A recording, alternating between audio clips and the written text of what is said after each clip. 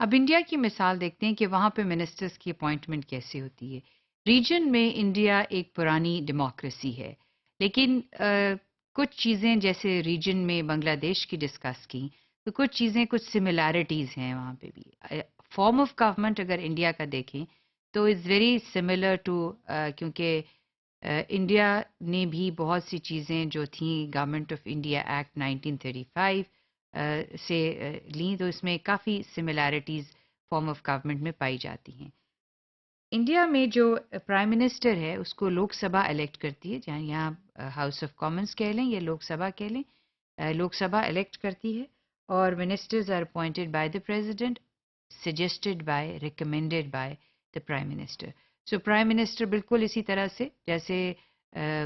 بنگلہ دیش میں ہے یا پاکستان میں ہے یا any parliamentary form of a government, is the prime minister who makes recommendation and the prime minister is elected by Lok Sabha.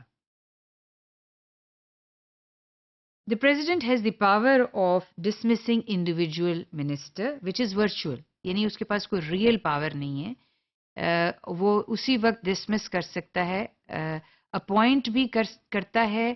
Prime minister کے کہنے پر، اور ڈسمس بھی اس وقت کرتا ہے جب پرائم منسٹر کہے، یعنی اگر اس منسٹر نے ریزائن کرنا ہے تو ریزگنیشن جو ہے وہ پرائم منسٹر کے تھرو آتا ہے، which is submitted to the president for his approval. So all in all, the Prime Minister is the one through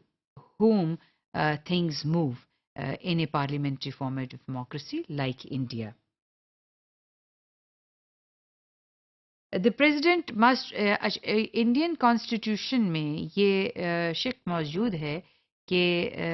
President جو ہے وہ اسمبلی کو ڈیزالو کر سکتا ہے، یعنی لوک سبھا کو ڈیزالو کر سکتا ہے، لیکن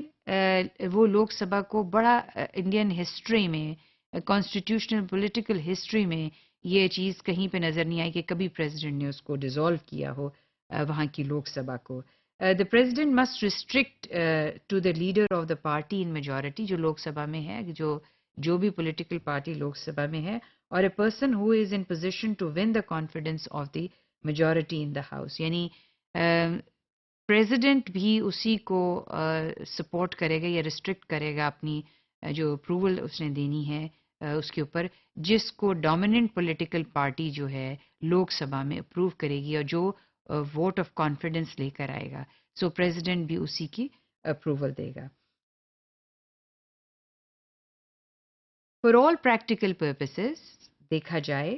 انڈیا میں بھی prime minister is the executive head, اور اس کے پاس وہ تمام تر اختیارات ہیں جو کہ ایک پارلیمنٹری فارم میں ایک ایگزیکٹو کے ہوتے ہیں، اور پریزیڈنٹ جو ہے وہ نامنل ہیڈ ہے۔ تو اس مثال سے ہمیں سامنے چیز واضح ہوتی ہے کہ اگرچہ بہت سی چیزیں ریٹن لکھنے میں کافی چیزیں یکساں ہوتی ہیں، لیکن پریکٹس میں تھوڑا سا مختلف ہوتی ہیں۔ اس کی وجہ یہ ہے کہ نارمز آف ورکنگ جو ہیں مختلف ممالک میں مختلف ہوتے ہیں، بٹ اور parliamentary form of government have prime minister as the executive who recommends the ministers to the president.